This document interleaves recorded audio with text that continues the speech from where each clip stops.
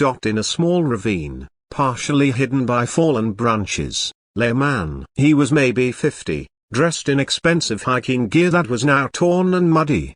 His left leg was bent at an unnatural angle, and blood seeped through his pant leg. His face was grey with pain and shock. "Oh God," Maya breathed, dropping to her knees beside him. "What happened?" "Fell," the man gasped. "Last night." "Lost that rail in the dark." "Tried to climb back up and..." He gestured weakly at his leg. "Last night." He'd been out here for hours. Maya's mind raced. She had basic first aid training from her volunteer work at the community center. But this was bad. Compound fracture, probably. Possible internal injuries. He needed a hospital. "My phone," the man whispered. "Fell when I did." "Can't find it." Maya pulled out her own phone. No signal. This part of the trail was in a dead zone. She'd have to get to higher ground. "Okay," she said, forcing her voice to stay calm. "I'm going to stabilize your leg, then I'm going to get help." "What's your name?" "Thomas," he said through gritted teeth. "Thomas Chen." "I'm Maya." "Maya Rodriguez." "You're going to be okay,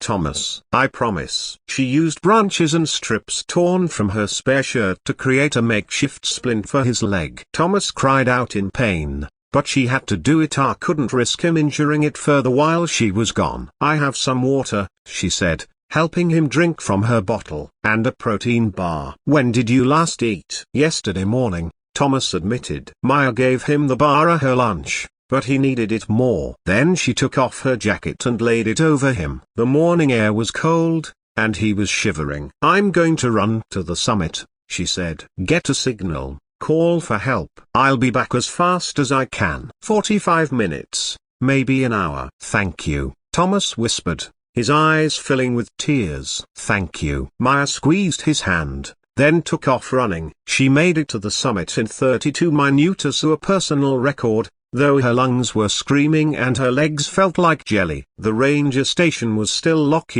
Jeff wouldn't arrive for another hour. But Maya had a signal. She called 911, gave them the exact coordinates, explained the situation. They said a rescue team would be dispatched immediately, a helicopter if they could get clearance, ground team if not. Either way, at least 90 minutes. Maya didn't hesitate. She ran back down the mountain. Thomas was worse when she returned. His lips had a blue tinge, and his breathing was shallow. Shock. Maya realized he was going into shock. She had emergency blankets in her packer, thin foil things that looked useless but actually worked. She wrapped him in both of hers, then sat beside him, talking to keep him conscious. "Tell me about yourself," she said. "Family?" "What do you do?" Thomas's eyes focused on her with effort. "I have a son, David. He's 26. Works in finance in New York. Brilliant kid. We don't talk much anymore. I've been too busy." "Too busy for what?" "Work," Thomas said bitterly. "Always work. Building companies. Making money. Proving something to I don't even know who anymore." "What kind of companies?" "Tech. Started with software, expanded into hardware, now into green energy." "Chen Industries. Maybe you've heard of it." Maya blinked. Chen Industries was massive, one of the largest tech conglomerates in the world. She'd seen their products everywhere, seen their CEO's face in business magazines. You're that Thomas Chen?" He smiled weakly. "In the flesh. Broken, bleeding flesh, but yes." "What were you doing out here alone?" Maya asked. "Don't billionaires have assistants and bodyguards?" "And I came alone on purpose," Thomas said. "Wanted to clear my head. Make some decisions. I've been thinking about stepping down, retiring, spending time with David before he gets too busy with his own life to remember he has a father." His voice cracked. "I missed so much. His graduation. His first real job. His engagement last year. Always had an excuse. Always had a meeting. And now he's getting married in 3 months. And I barely know his fiancée tilde copyright. It's not too late," Maya said gently. "You can still fix it." "Maybe, Thomas said. "If I survive this." "You're going to survive," Maya said firmly. "I won't let you die on this mountain. Your son needs you. Your future daughter-in-law needs you. You have too much left to do." Thomas looked at her, really looked at her. "Why are you helping me? You could have just called for help and continued on your way. Why stay?" "Because you shouldn't be alone when you're scared," Maya said simply. "Nobody should." They sat in silence for a moment. "What about you?" Thomas asked. "Why are you out here at dawn, carrying supplies up a mountain?" Maya hesitated. Then, because honesty seemed important in this moment, she told him about her father's cancer, about the medical bills, about working 3 jobs and still barely keeping her head above water, about hiking this trail twice a day, every day, because she needed the money. "3 jobs," Thomas repeated. "And you still stopped to help me. Gave me your jacket, your food, your water. Ran for help and came back." "Why?" "Because you needed help," Maya said, confused by the question. "What else would I do?" Thomas laughed, then winced in pain. "You'd be surprised how many people would have kept walking. How many would have called it in and considered their duty done. How many would have seen a stranger's emergency as not their problem." "That's horrible," Maya said. "That's the world I live in," Thomas replied. "The world I helped create, actually, where everything is transactional, where people only help if there's something in it for them, where compassion is weakness." He looked at her. "But you don't live in that world, do you? Even with all your struggles, all your burdens, you still see people as people, still help without calculating the cost." "My dad taught me that," Maya said softly. "He always said we're all we've got. We have to take care of each other, especially when things are hard." "Your father sounds like a wise man," Thomas said. "He is," Maya agreed, her eyes filling with tears. "He's the best person I know, and I'm going to lose him. The doctors give him maybe 6 months, and all I can think about is how he spent his whole life taking care of other people. He worked at the homeless shelter, volunteered at the food bank, always helped neighbors and strangers. And now, when he's the one who needs help, I can barely afford to keep him comfortable." She wiped her eyes angrily. "I'm sorry. You're the one who's hurt. You don't need to hear my problems." "Yes, I do," Thomas said quietly. "I need to hear them very much." The helicopter arrived 70 minutes later. The rescue team was efficient, professional. They stabilized Thomas further, loaded him onto a stretcher, prepared to airlift him to County General Hospital. As they were loading him, Thomas grabbed Maya's hand. "Come with me," he said. "Please." "In the helicopter." "I can't," Maya protested. "I have to get to work. I have to." "Please," Thomas repeated. "I'd feel better if you were there." The paramedic intervened. "Mom, you're welcome to ride along. You saved this man's life. You should see it through." Maya looked at her phone. She'd already missed her supperly run. If she skipped the diner shift too, she'd lose a day's pay. Money she desperately needed. But Thomas was looking at her with such hope, such need, that she couldn't say number. "Okay," she said. "I'll come." At the hospital, Maya sat in the waiting room while Thomas went into surgery. The doctors said the leg was badly broken but repairable. No major internal injuries. He'd been incredibly lucky. She was dozing in an uncomfortable plastic chair when a young man in an expensive suit rushed through the doors. "Where is he?" he demanded of the nurse. "Thomas Chen. I was told he was brought here." "Are you family?" the nurse asked. "I'm his son, David Chen." The nurse gave him Thomas's room number, and David started to rush off. Then he stopped, turned, and seemed to notice Maya for the first time. "Who are you?" he asked, not unkindly. "Nobody," Maya said. I found your father on the mountain. Stayed with him until help came." David's expression transformed. "You're the one who saved him." "The paramedics told me. They said if you hadn't found him when you did, if you hadn't stabilized him and kept him warm." His voice broke. "Thank you, God. Thank you. He's all I have. I can't lose him." "He's going to be okay," Maya assured him. "The doctors said the surgery went well." David sat down heavily beside her. "I haven't spoken to him in 3 weeks. We had a fight, about the wedding, about him missing the engagement party, about him always choosing work over family, and I said some things, terrible things. And the last words I said to my father were, I don't need you anymore. He put his head in his hands. What if those had been the last words? What if he'd died on that mountain thinking I hated him? He knows you don't hate him,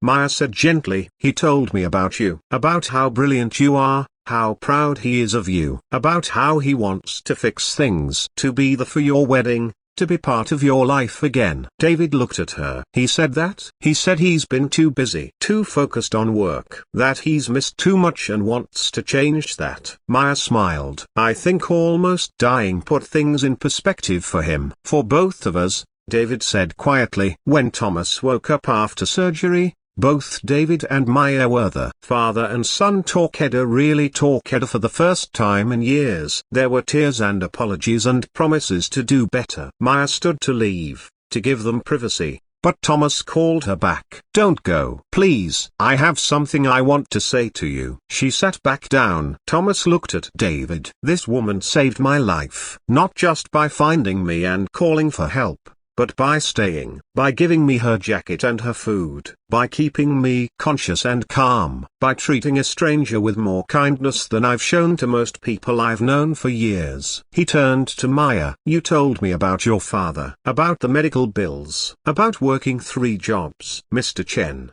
you don't have to. Please. Thomas interrupted. Let me finish. I've spent my entire life making money, building wealth, accumulating more than I could ever possibly spend. And for what? To die alone on a mountain, having neglected the people who mattered most. He gripped David's hand. You reminded me what actually matters. Connection, compassion, being there when people need you. And I want to do something meaningful with the time I have left. He looked at Maya directly. I want to pay for your father's medical treatment, all of it, whatever he needs. The best doctors, the best care, everything. It won't cure him, I understand that. But it will give him comfort, time, quality of life. And it will give you back the time you're spending working yourself to exhaustion. Time you should be spending with him. Maya felt like she'd been punched. I can't accept that. It's too much. I can't. You can, Thomas said firmly. And you will, not as charity, as gratitude. You gave me back my life. And more importantly, you gave me back my son. Let me do this. Please. He's serious, David added, smiling through tears. And he's persistent. You might as well say yes. Maya looked between Thema, this billionaire who'd almost died, this son who'd almost lost his father, these 2 people who'd been given a second chance. On one condition, she said finally. Name it, Thomas said. You spend time with your father, Maya told David. Real time, not just holidays and obligation visits. You show up, you be present, because I'd give anything, absolutely anything, for more time with my dad. And you have that gift. Don't waste it. David stood up and hugged her, crying openly. I won't. I promise. I won't waste a single moment. 3 months later, Maya sat beside her father's hospital bed in a private room at the state's best cancer treatment center. He was thinner than he'd been, weaker, but his eyes were bright. The pain was managed. He was comfortable. And most importantly, Maya had been able to quit 2 of her jobs and spend her days with him. They talked about everything. About her childhood, about her mother who'd passed when Maya was young, about his life and his regrets and his joys. They played cards and watched movies and sometimes just sat in comfortable silence. Tell me again about the man on the mountain, her father said one afternoon. Maya smiled and told the story again, how she'd found Thomas, how she'd stayed with him, how that one morning had changed everything. I'm proud of you, Mija, her father said, squeezing her hand. You did exactly what I would have hoped you'd do. You saw someone who needed help, and you helped. No questions, no hesitation. That's who you are. That's who you've always been. I learned it from you, Papa, Maya said. Then I did something right, he replied, smiling. He passed away 6 weeks later, peacefully, with Maya holding his hand. The funeral was smaller, just family and a few close friends. But Thomas and David Chen attended, standing in the back, paying their respects to a man they'd never met but whose values had saved them both. Afterward, Thomas approached Maya. I'm so sorry for your loss, he said. Your father was clearly a remarkable man. He was. Maya agreed. Thank you for giving me this time with him. Thank you for letting me be there instead of working myself into exhaustion. These last few months, they were a gift. You gave me a gift too, Thomas said. A second chance. I'm stepping down as CEO next month, making David my successor. He's ready, and he's going to be better at it than I ever was. And I'm going to focus on what matters: family, philanthropy, actually using my wealth to help people instead of just accumulating more. He handed her an envelope. This is for you. Not payment to you, can't pay for what you did, but an opportunity if you want it. Maya opened the envelope. Inside was a letter offering her a position as Director of Community Outreach for the new Chen Foundation, a non-profit Thomas was creating to help families dealing with medical debt. I need someone who understands what it's like, Thomas said. Someone with compassion and wisdom and the courage to help strangers. Someone who knows that money should be a tool for good, not just accumulation. I can't think of anyone better qualified than you. Maya stared at the letter, at the salary that would change her life, at the opportunity to help people the way she'd been helped. I don't have a college degree, she said. I'm not qualified for a. You're the most qualified person I know, Thomas interrupted. You have something that can't be taught in school: empathy, heart. The understanding that we're all in this together. That's what this foundation needs. That's what I need. Maya looked up at him. Why are you doing this? Because you showed me that wealth means nothing if you don't use it to help others, Thomas said simply. Because you saved my life and asked for nothing in return. Because your father raised you to understand that we're all we've got, and we have to take care of each other. And because I want to honor his memory by living the values he taught you. David stepped forward. Also, I'm getting married next month, and we'd really like you to be there, if you're willing. You're part of our family now, whether you accept the job or not. Maya felt tears streaming down her face. I don't know what to say. Say yes, Thomas said gently. Let us help you the way you helped us. Let us turn your compassion into something bigger. Something that helps thousands of families who are going through what you went through. Maya thought about her father, about what he would want her to do. She thought about that morning on the mountain, when she'd made the choice to stop, to help, to stay with a stranger in his moment of need.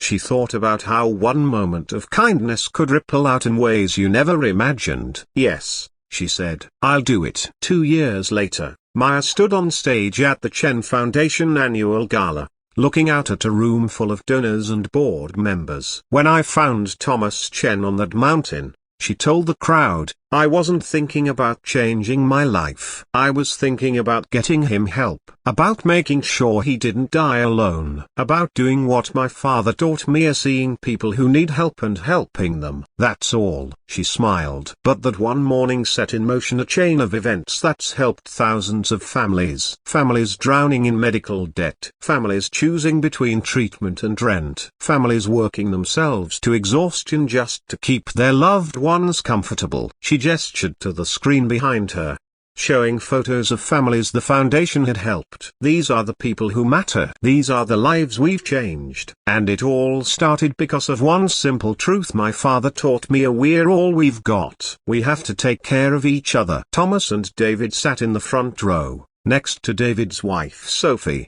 who was holding their 3-month-old daughter. They'd named her Rosa after Maya's father, whose full name had been Rosa Rodriguez. After the gala, they all gathered in the lobby of this unlikely family, brought together by chance and choice and the understanding that sometimes the most important thing we can do is help a stranger.